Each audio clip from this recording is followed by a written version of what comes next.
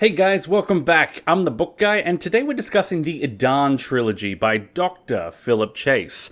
I've got to put the doctor part in there to get your expectations in the right place. You see, this guy is a medievalist with a PhD in English literature. He's literally an English professor, and as such, he has written some heavy books. The Edan Trilogy is high fantasy in the style of Lord of the Rings, and we see so little high fantasy these days done in this classic style. But this is also high fantasy as it should be written. This series is so densely packed with history, world-building lore, rich literature, and hyperrealism. The prose is gorgeous, there is a ton of action, religion, military campaigns, and epic magics. It is quite simply some of the most brilliant writing I've ever encountered. It's also a lot. So because this is such a complex piece of work, I don't think it's going to appeal to everyone. Remember, just because it's a good book does not mean it's a good book for you. This has strong stylistic choices that won't appeal to everyone. So that's why I want to talk about these books today, to make sure the right people find them and love them as they deserve to be loved. Philip Chase is also a YouTuber. There's a link in the description to his channel where you can find some very detailed analysis of books.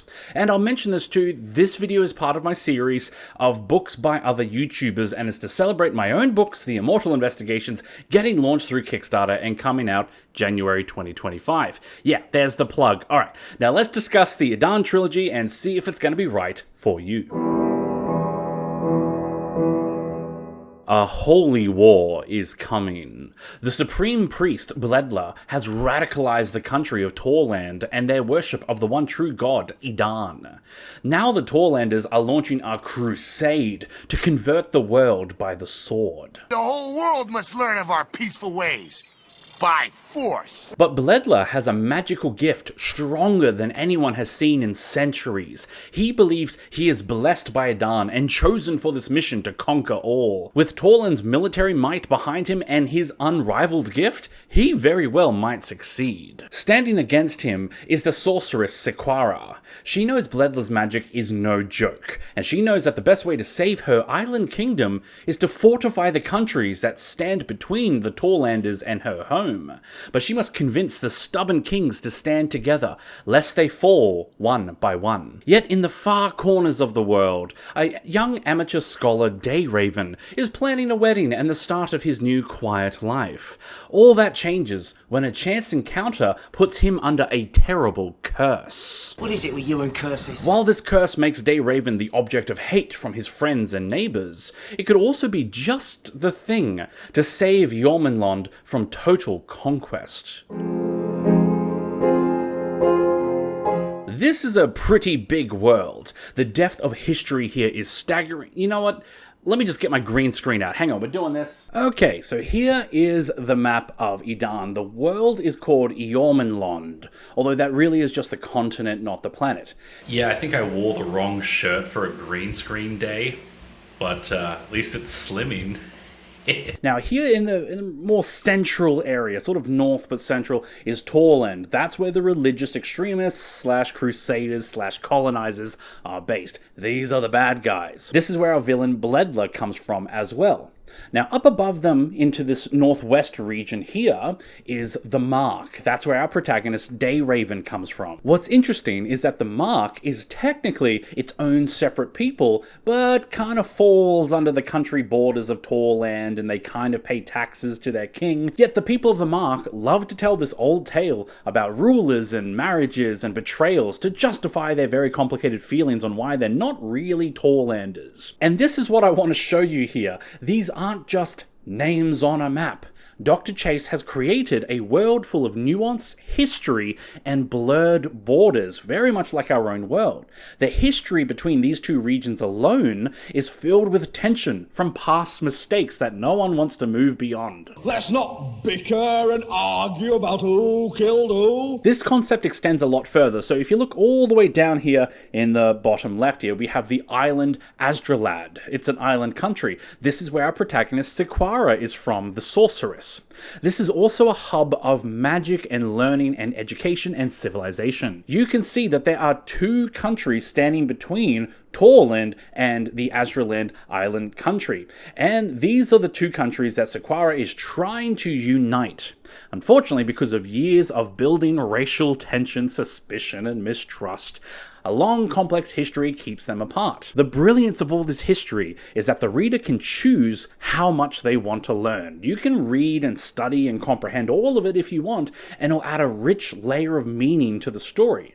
But the book also lets you bottom line it with these two hate each other, and then you can get back to the action scenes if you want. I'll wrap it up by adding, over on the east side, we have the giant empire in the middle, Sildhara. They're like the Gondor of this world, you know, the peak of civilization, very powerful. But they've also been beating down the wildlands up in this top right-hand corner over here. Sildhara has been taking many of the wildmen as slaves for a long time, because the wildmen in their eyes are just barbarians, and they're not civilized like the Seldarians. So most of this mighty empire is built by free slave labor force that is from the wildmen tribes, and these guys are getting pretty damn sick of it. So all of this is just fantastic world building. There's rich history everywhere. The countries are very easy to distinguish from each other, and they all play a role in the delicate balance of world power.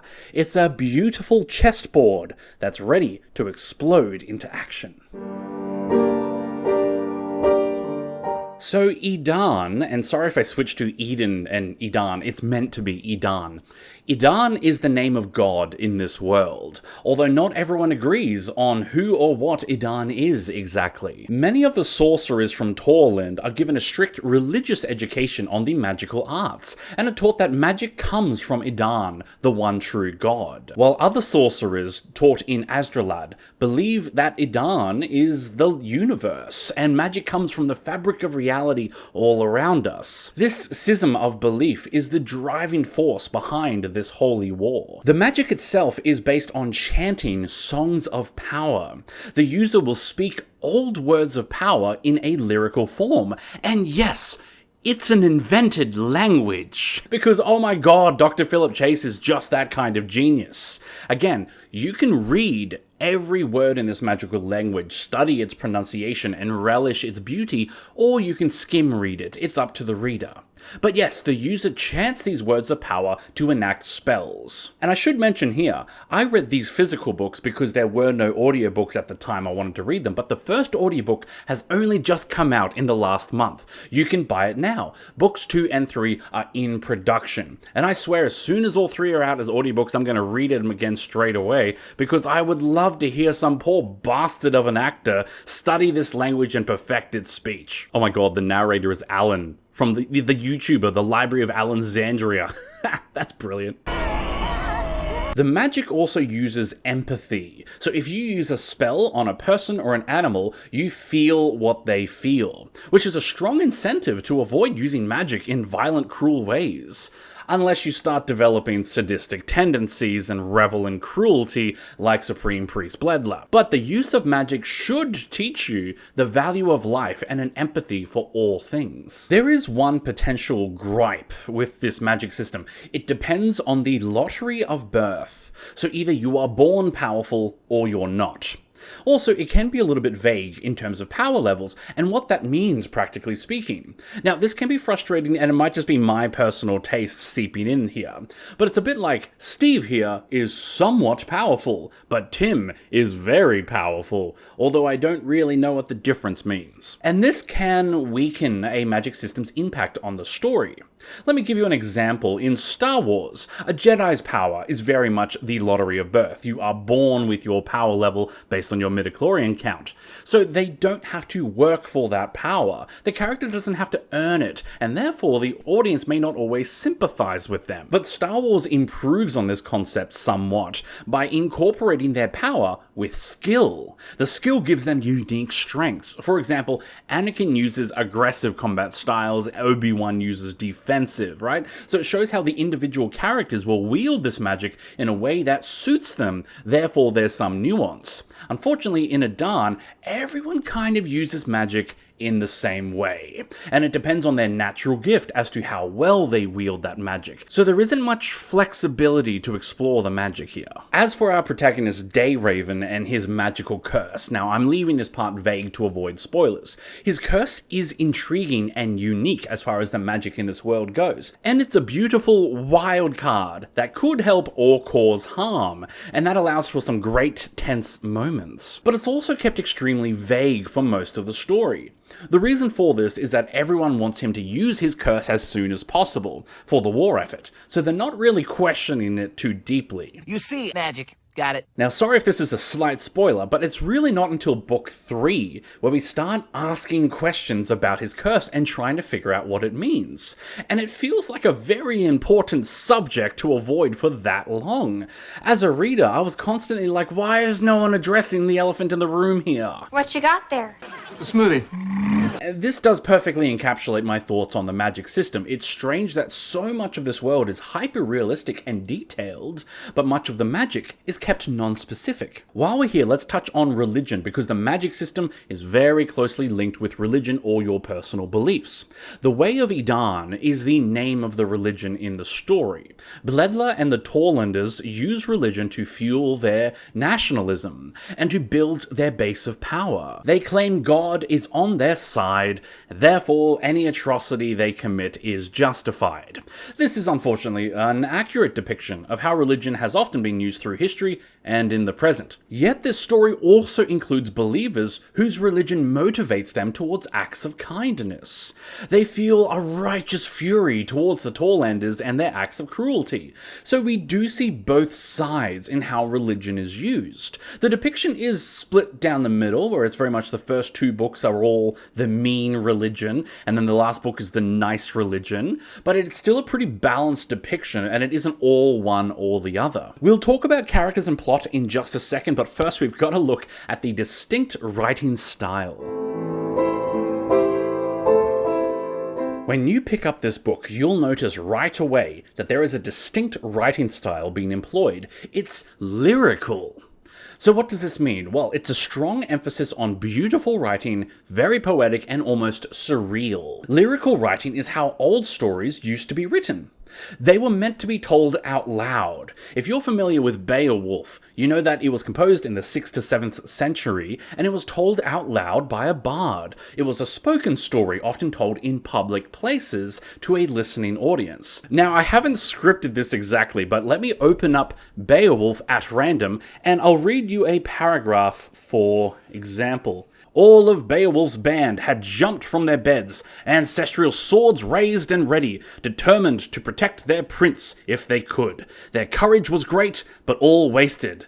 They could only hack at Grendel. So there you go, Edan has a very strong element of this, so it's sort of grandiose and wondrous. It's not quite to Beowulf's level, okay? This will still read like a novel, but I need to emphasize just how beautiful the writing is. When I read this trilogy, I read slower than I've read in a long time. I treasured every line, often rereading passages multiple times and just soaking in the perfection of the language.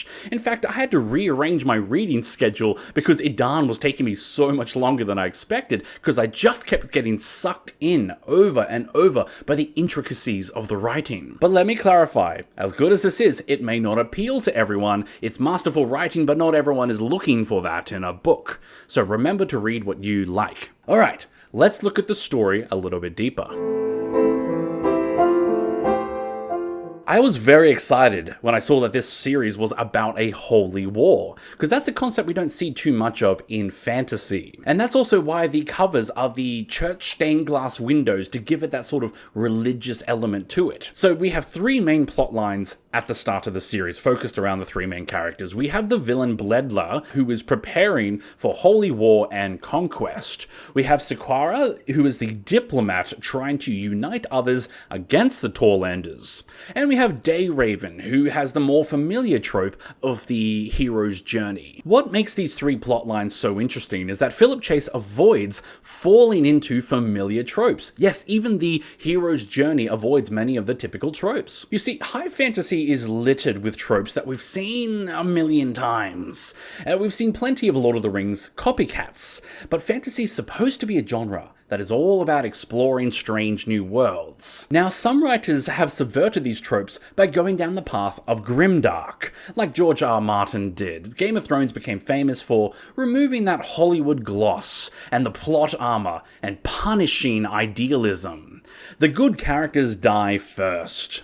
Now, that's one way to subvert tropes. Now, Edan has an element of that, but instead of using grimdark to subvert the fantasy tropes, it uses history. Now, there is some overlap between history and grimdark, of course, but without all the blood and guts. Instead, it shows us that wars are complex, messy affairs that doesn't always have a clear line of good and evil. It also shows that good people still exist, and they actively strive against evil. And they're not all dumb, naive Boy Scouts either. This a school night, young lady? Edan doesn't feel as cynical as grimdark. Instead, there is hope. Even though the story is described on the blurb as literally equal parts epic and lament, it's not all tragedy. There is still beauty and optimism in the midst of it all. The plot also moves forward relentlessly. This story chugs along at a steady, efficient pace from one story beat to the next. So even though it's a dense, rich book, it doesn't take forever for something meaningful to happen. Although we will come back to this. There's also a ton of action, so for something so lyrical and history-focused, this is very action-heavy. Especially the second book. There are plenty of big battles, magical duels, epic clashes, and noble deeds of bravery. Like I said, it's fantasy, as it should be. Now, I have been pretty free with my praise for the series so far, but I do have to give it some criticisms.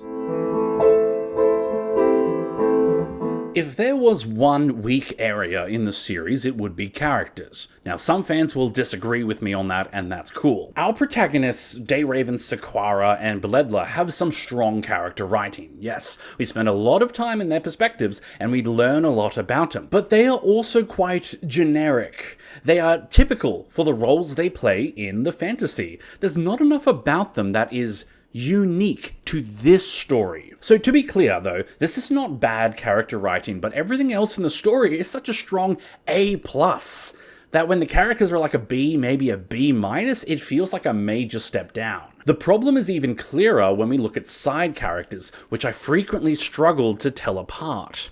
Often we see a group of characters in a scene together, and I couldn't quite remember where each one came from. Many of them spoke and behaved in the same way. Now, the characters all have very unique origin stories, it's true, and that's one of the ways that they're meant to stand out.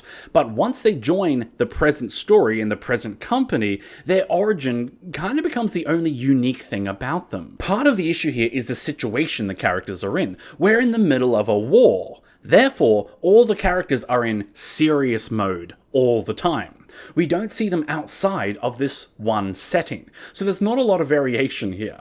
But I think there's still room for moments of levity and personality. You look terrible. You don't want your characters to always speak like they're in a boardroom meeting and they're on their best professional behavior. It's important to show their humanity. Who are they when the mask is off? Who are they when the mask slips off due to stress? There is one other potentially weak area that I want to cover, though it's not exactly a weakness, and this segment is a bit intense. There were a couple of times in this series where I found it to be boring. And I know that's such a dirty word. I hate the word boring because boredom is a symptom, not the root cause. The real question is, why am I feeling bored? After all, there are so many good things in here that I mentioned earlier. There's brilliant writing. The plot is moving very quickly. Yes, there's an insane amount of action and an epic military campaign. Those are all my favorite things. So why boredom? Well, it came down to the issue of realism versus theatricality. You see, every story ever has to find a place between realism and theatrics. So a movie like Fast and the Furious is all theatrics, zero realism, where a historical movie like Oppenheimer would be very much more focused on realism. But even a historical movie will change the facts of the story to make it more dramatic. The realism and theatrics spectrum will change all the time depending on the story.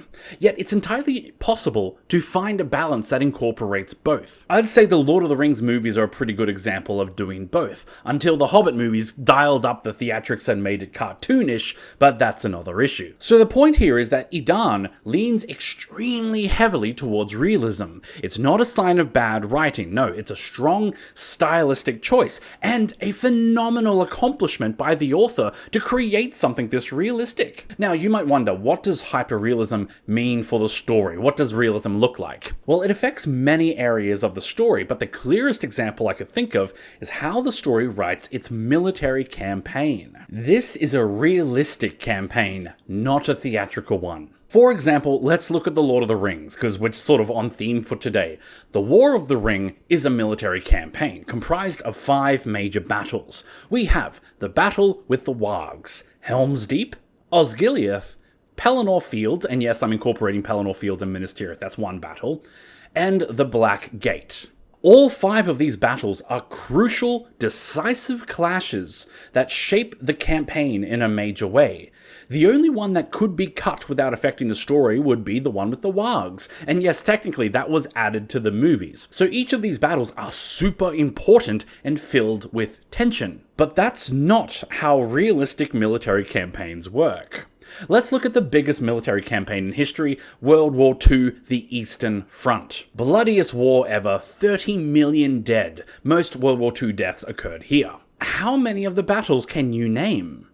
So, off the top of my head, I could say Moscow, Stalingrad was the really big one, Kursk was another big one, and I know it ended in Berlin, so 4 battles I could think of off the top of my head. How many do you think there were? Well, I'm not sure what the answer is because I'm not sure how to count them. You see, the Soviets conducted 22 military operations, and each operation had multiple battles within and minor conflicts too. If you scroll through the timeline of the Eastern Front campaign, you will just see a massive list of battles and events that just seems to go on forever. So this is my point. A real military campaign is not filled with non-stop decisive battles. It's a whole lot of grind. It's endless skirmishes, hit-and-run tactics, piecemeal actions that only occasionally turn into major actions. In fact, it's more like this one encounter between the Rangers of Gondor and the Easterlings. Something so small, it hardly counts on the grand scale. You may even call it forgettable. So this is how Edan writes its military campaign. There are heaps of action scenes, yes, but a lot of them are not major decisive battles with the fate of the world at stake. A lot of them are just the next conflict, one minor engagement after another in a long, grinding campaign. This is so realistic. More realistic than anything I've ever seen. But it's also why it can seem boring, because not every action scene has a lot of tension. Now, to be clear, yes, there are definitely a special few major battles where the tension was through the roof.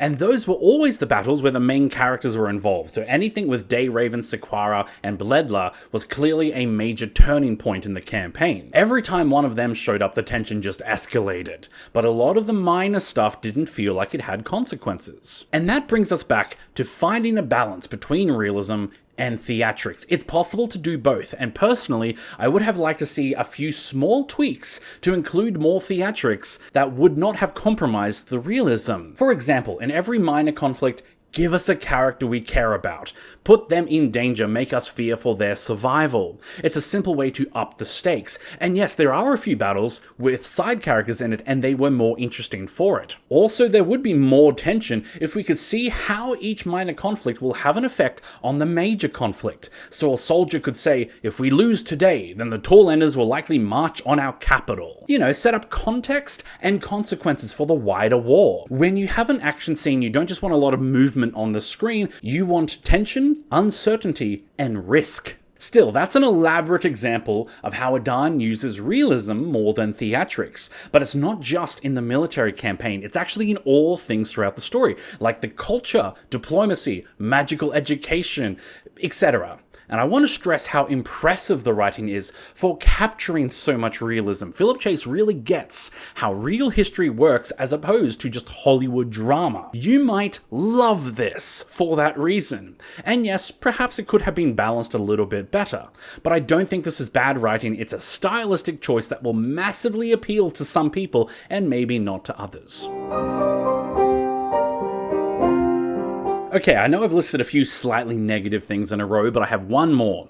The third book is strange. Now, strictly avoiding spoilers, but this trilogy is less like a trilogy and more like a duology with a third book that takes place immediately after. That's because there is such a strong direction shift in book 3. A lot of new plot lines and a new protagonist, Serene, a young girl and refugee trying to find a new life out of the ashes of war. There's even a weird, Jesus plot line? Now, because there's so much new stuff, the third book can feel a little disorientating, and I found myself wondering a few times where it's going. That said, I can vouch for the book and say that it all comes together at the end, and it was very satisfying, but it is a very strange choice to introduce so many new things in the third act of the story. I've never seen a trilogy that's structured in quite this way. There's brilliant representation here, so yes, there are people of color in the story and diverse races too, but the story goes a lot deeper than that. The depictions of race is straight out of history again.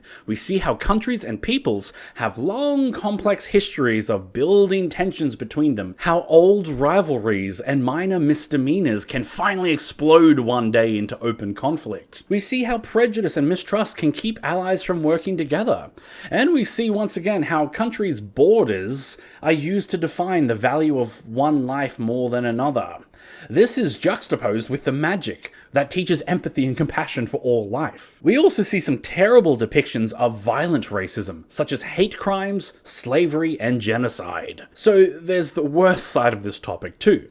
But there's also hope. Hope in the form of some characters overcoming their hate and their prejudice. There's a beautiful subplot of a character who has to work as a diplomat to the same people who once destroyed his people years ago.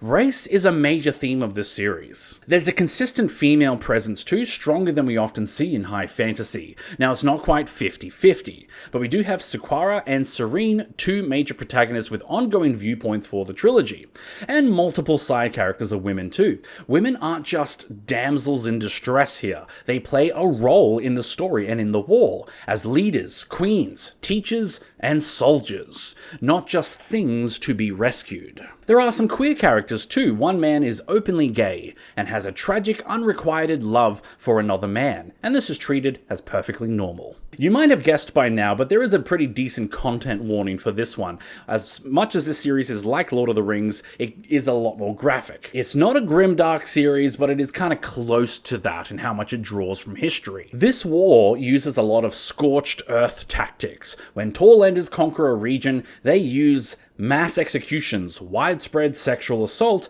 and slave labor to fuel their war effort. The war crimes in this thing are off the chart. A lot of it does occur off-screen, yes, but some of the scenes of the mistreatment of prisoners is truly graphic. And curiously, there is one violent execution per book. But this also sets up a great reoccurring question for the series. If our enemy is violent, how far do we go in opposing them? The battle scenes and action scenes often include moments of graphic violence and gore. Again, it's not grimdark in that it revels in the blood, but it doesn't flinch away from showing historical realism. And there is one subplot of an abusive guy and his domestic violence towards his wife. That's worth a trigger warning. Is the ending worth it? Yes! This series is concluded and wrapped up very well. The third one ends with a thunderous epic showdown. Now yes, the third book is a little bit strange, but the ending of it is solid. Although I do have to remind you, it's said on the blurb that it's a lament. That's not a spoiler. It literally tells you it's a lament plain as day. And how much should you try? So, the first book is very good. It has all the beautiful writing, the world building, the holy war. But the second book is the best of the three, in my opinion, so it feels weird to say you can just try the first book. The truth is, Edan is a strong flavor. You can tell from book 1 if this flavor is to your tastes. You'll know if you like the lyrical writing style and the deep histories and all that. Just know, it only gets more epic from that point onwards. Okay, I think that's everything. So good luck, my friends, and I hope you enjoy reading the Edan Trilogy. Thanks for watching. Now, this wraps up my theme of books by other YouTubers. Make sure you check out the other videos in that series if you haven't already. Also, you should check out my books, which you can still order your copy through the Kickstarter. They'll be available for general purchase in January next year. Coming up next, I'm going to be discussing the Stormlight Archive. We're talking about Words of Radiance, is it the best? And Rhythm of War, is it the worst? I know, they're very clickbaity titles. It'll be a deep analysis of these two texts in celebration of the final Stormlight book, Wind and Truth, coming out next month. If you want to support what I do, I have a shop and a Patreon. You can also like, comment, subscribe, and all that YouTube stuff to boost the video. Otherwise, I will see you again very soon. Meanwhile, I hope you enjoy a good book today. Bye!